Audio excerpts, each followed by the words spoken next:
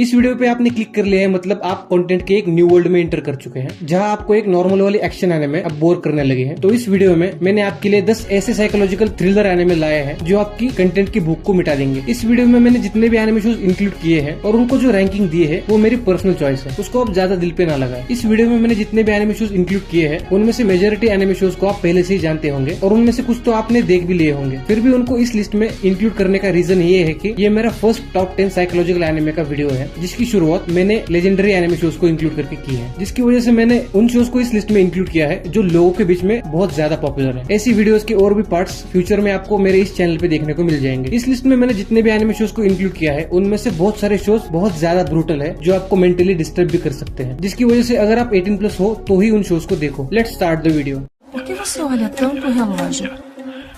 Porque eu sou Open up a tab, I'm out of anesthetic. Another careless act, wind up an alphabetic. Cook up the bullet, I itinerary measures. Ain't no second hand, lost like shit, no funny. Hurry up, get it started. No go, but with silence up just like it's Fight Club. Full creeping, no show with them. Number 10 पे है साइकोपास। Modern Japan में जहां इंसान ने virtual field में बहुत ज्यादा progress कर ली है, उसने एक ऐसा सिस्टम बनाया है जो इंसान के इमोशनल और साइकोलॉजिकल स्टेट को स्कैन करके बता सकता है कि उस इंसान ने कौन सा क्राइम किया है। अगर इन शॉर्ट में बताना हो तो वो क्रिमिनल्स को डिटेक्ट कर सकता है। अब इंसान इस सिस्टम पे इतना ज्यादा डिपेंडेंट हो चुका है कि सही और गलत चुनने के लिए भी वो इसी सिस्टम का सहारा लेता है। और क्या होगा अगर ये क्रिमिनल्स को डिटेक्ट करने वाली सिस्टम क्रिमिनल्स को डिटेक्ट ही ना कर पाए तो? इसी चीज का फायदा उठा के एक मास्टरमाइंड लोगों से बहुत सारे क्राइम्स करवा रहा है। शिन्या कोगुमी, जो कि हमारे इस शो का मेन कैरेक्टर है, उसका सिर्फ एक ही गोल है इस मास्टरमाइंड को पकड़ने का। तो क्या वो उसमें सफल हो पाता है या नहीं, ये देखने के लिए आपको ये शो एक बार देखना पड़ेगा। इस शो की मेन स्ट्रेंथ है इसकी वर्ल्ड बिल्डिंग। इस शो में जो हमें वर्चुअल और एडवांस दुनिया दिखाई जाती है वो काफी फैसिनेटिंग लगती है। सीजीआई का यूज करके एनिमेशन को किस तरह विजुअली स्टनिंग बनाया जा सकता है उसका परफेक्ट एग्जाम्पल है ये शो। इस शो में हमें दिखाया जाता है कि कैसे इंसान ओरिजिनलिटी से ज्यादा वर्चुअलिटी को प्रीफर करता है। इस शो का one of the standard aspect है इस शो का थॉट प्रोवोकिंग प्रीमाइस, जो हमें सोचने पे मजबूर कर देता है कि क्या टेक्नोलॉजी पे ओवर डिपेंडेंट होना सही है। इस शो का एक और स्टैंडर्ड फीचर है इस शो का एंटागोनिस्ट शोगो माकाशिमा, जिसके पास ऐसे मैनिपुलेशन स्किल्स है जिसका यूज करके वो लोगों के इनर थॉट्स को प्रोवोक करके उनसे क्राइम करवा सकता है। इस शो की स्टोरी के बारे में बात करें तो इस शो की स्टोरी काफी ज्यादा एंगेजिंग है और उसके साथ साथ इस शो की मिस्ट्री और ट्विस्ट एंड टर्न्स आपको थ्रू आउट द सीरीज इस शो से बांध के रखेगी। इस शो में बहुत सारे डार्क और ब्रूटल मोमेंट्स है, जिसकी वजह से ये शो स्ट्रिक्टली 18+ है। इस शो के एक्शन सीन्स की बात करें तो इस शो के एक्शन सीन्स काफी वेल कोरियोग्राफ्ड और वेल एनिमेटेड है। इस शो का यूनिक कंसेप्ट, कॉम्प्लेक्स कैरेक्टर्स, इसके एक्शन सीन्स, एनिमेशन और डीप एक्सप्लोरेशन ऑफ थीम्स इस शो को एक मस्ट वॉच बनाता है। नंबर 9 पे है terror in resonance.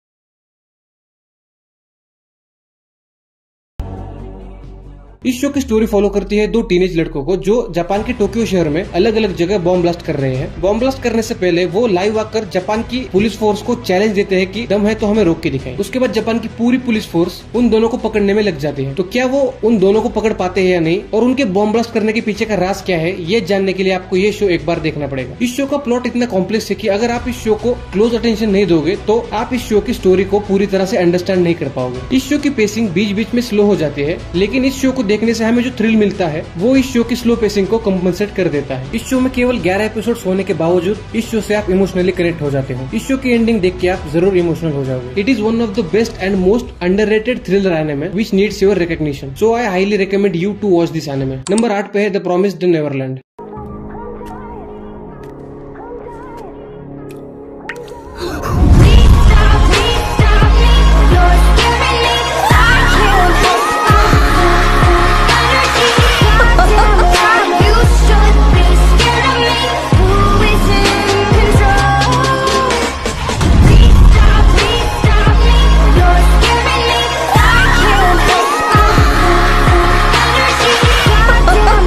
You should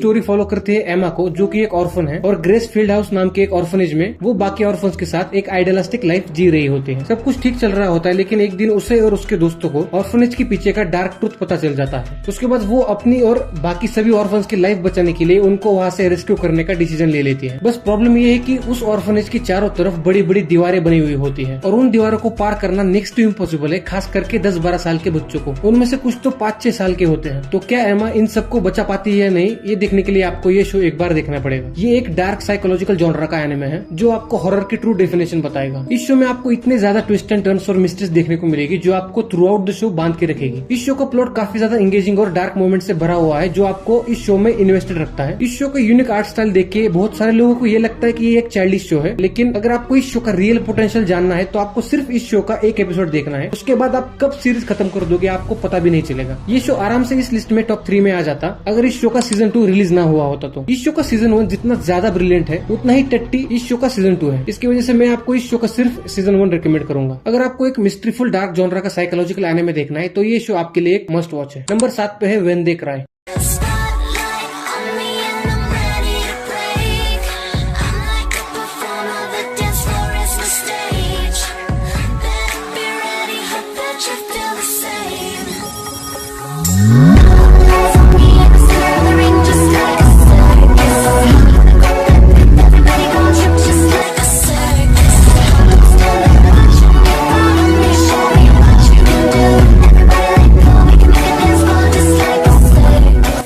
show के बारे में बताने से पहले मैं आपको बता दूं कि अगर आप मेंटली स्ट्रांग हो तो ही इस शो को देखिए, क्योंकि इस शो के विजुअल्स आपको मेंटली डिस्टर्ब कर सकते हैं। इस शो की स्टोरी सेट है हिनामिजावा विलेज में, जहां एक दिन केची मायाबारा नाम का एक लड़का रहने आता है। वहां कुछ दिन रहने के बाद उसे धीरे धीरे करके विलेज की हिस्ट्री पता चलती है। उसे पता चलता है कि हर साल वातानागाशी फेस्टिवल के टाइम गाँव के लोगों की मिस्टीरियसली डेथ हो जाती है। ये जानने के बाद उसके साथ जो भी मिस्टीरियस और वायलेंट चीजें होती है वो देखने के लिए आपको ये शो एक बार देखना पड़ेगा। ये एक परफेक्ट साइकोलॉजिकल एनिमे है जो आपको अंदर से हिला देगा। ये शो मेंटली इतना ज्यादा डिस्टर्बिंग है कि अगर आपने ये शो गलती से रात को देख लिया तो आप ठीक से सो नहीं पाओगे। इस शो का प्लॉट सरप्राइजेस से भरा हुआ है, जिसकी वजह से शो में आगे क्या होने वाला है इसका आप अंदाजा भी नहीं लगा सकते। इस शो के अभी तक बहुत सारे वर्जन्स रिलीज हो चुके हैं, लेकिन अगर आपको इस शो का रियल पोटेंशियल जानना है तो आपको इस शो का 2006 वाला वर्जन देखना पड़ेगा। इसमें टोटल 3 सीजन है। ये शो मिस्ट्री, सस्पेंस और साइकोलॉजिकल हॉरर का एक परफेक्ट मिक्सचर है जो आपको थ्रू आउट द सीजन इस शो में इन्वेस्टेड रखेगा। नंबर 6 पे है स्टाइन्स गेट।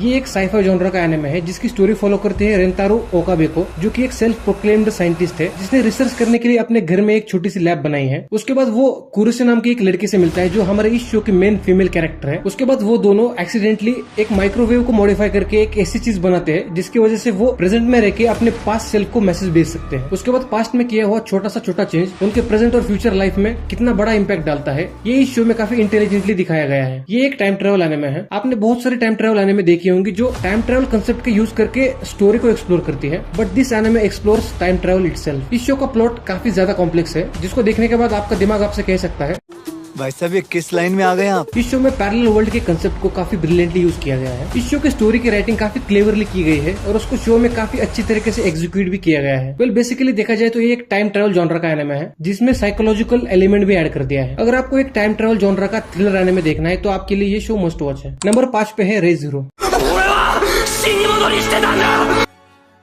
ये एक डार्क जॉनरा का इसेकाई एनिमे है जिसकी स्टोरी फॉलो करती है सुबारू नत्सुकी को, जो एक दिन अचानक से फैंटेसी वर्ल्ड में टेलीपोर्ट हो जाता है। वहाँ कुछ दिन रहने के बाद वो फिगर आउट कर लेता है कि उसके पास टाइम लूपिंग की एबिलिटी है जिसका यूज करने से वो मर के भी जिंदा हो सकता है। लेकिन जितनी बड़ी एबिलिटी उसको मिल जाती है उससे भी बहुत बड़े कॉन्सिक्वेंसेस उसको through out the show face करने पड़ते हैं। This anime show is one of the darkest and twisted anime show that I ever watch. I think ये पहली ऐसी इसेकाई एनिमे है जिसको देखकर मेरी फट गई। इस शो में इतने ज्यादा डार्क और डिस्टर्बिंग मोमेंट्स है जिनको देखने के बाद मैंने इस शो को बीच में ही छोड़ दिया था, क्योंकि ये शो कुछ मोमेंट्स में ब्रुटैलिटी की हद पार कर देता है। इस शो में आपको बहुत सारे सरप्राइजिंग मोमेंट्स देखने को मिलेंगे जो आपको अंदर से हिला देंगे। ये शो डेथ, ट्रॉमा जैसी डार्क थीम्स को एक्सप्लोर करता है। इस शो का प्लॉट काफी ज्यादा एंगेजिंग और ट्विस्ट एंड टर्न से भरा हुआ है जो आपको एक गिल्टी प्लेजर देगा। अगर आपको एक ऐसा शो देखना है जो आपकी उम्मीद से ज्यादा ब्रूटल हो तो ये शो आपके लिए मस्ट वॉच है। नंबर 4 पे है क्लासरूम ऑफ एलाइट। 残念だ、綾野浩二。お前は退学になり、あんたそれでも教師か。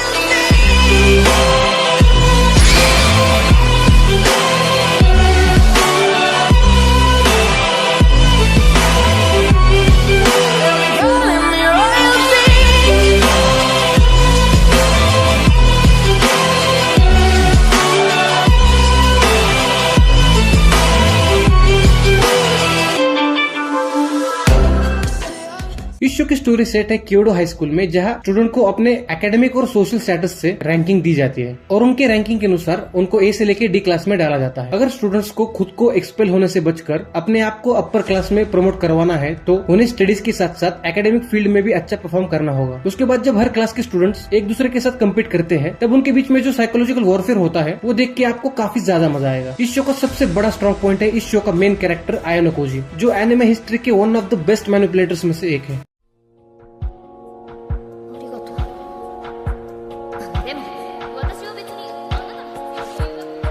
だが堀北、俺はお前を仲間だと思ったことはない。お前も芦田、平田、すべての人間は道具でしかない。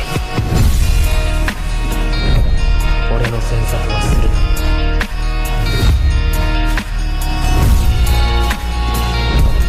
俺の詮索はするな。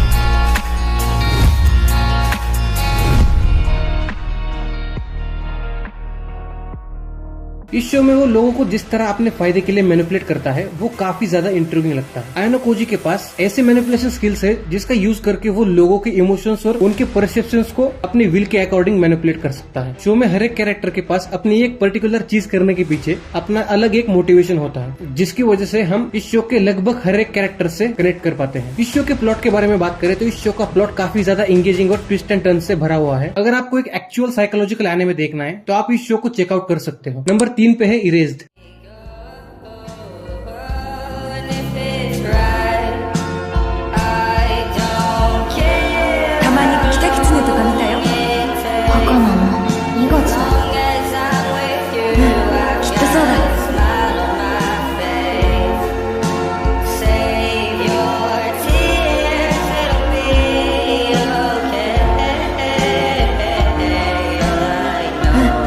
そうだ。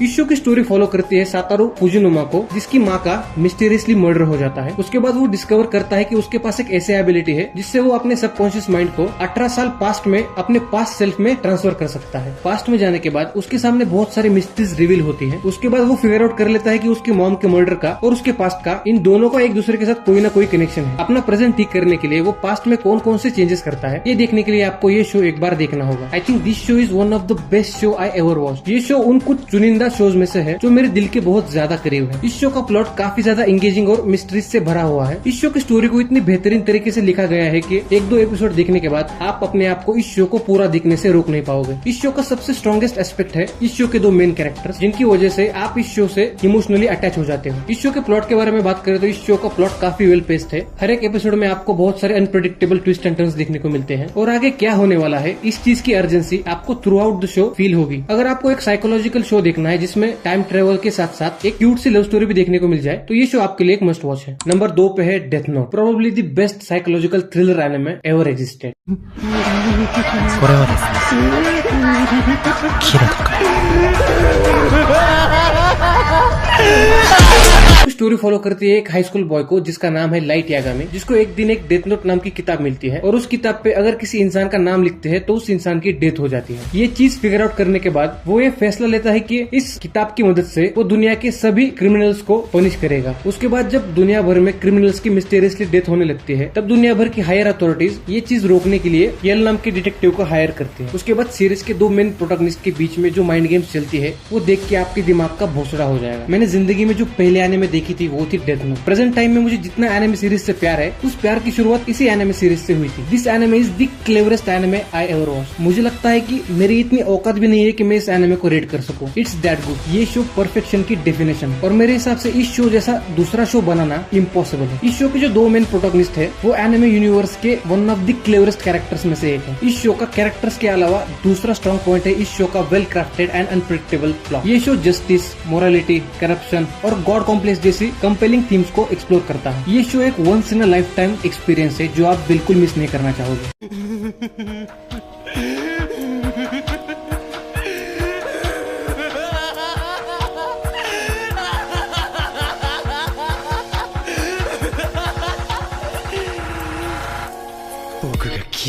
इस लिस्ट का और प्रोबेबली पूरे वर्ल्ड का सबसे best psychological thriller anime Monster. 誰にも平等な死だけだ。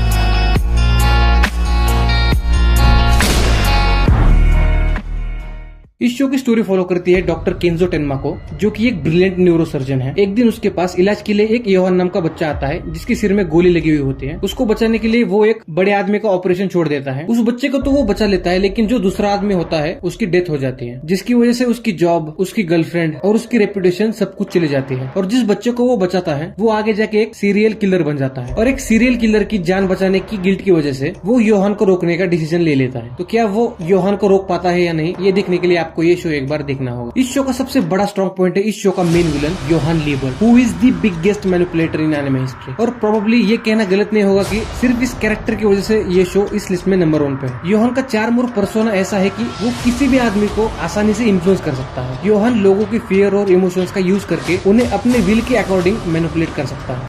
あなた、少年を撃った時、飲んでいなかったんじゃないですか？シラフだった。冷静だった。彼を処刑しようと思って、冷静に引き金を引いた。違いますか？違う！なぜ忘れようとするんですか？それとも嘘をついているんですか？その嘘は他人に対してですか？それとも自分に対してですか？あの少年の罪は確定していましたか？あなたに彼を処刑する権利はありますか？嘘をつけば、あなたの罪がなくなると思いますか？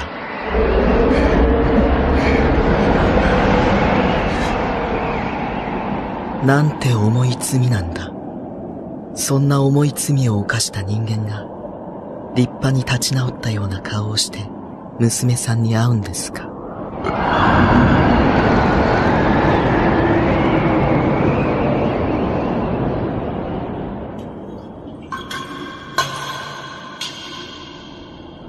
どうです？飲みませんか？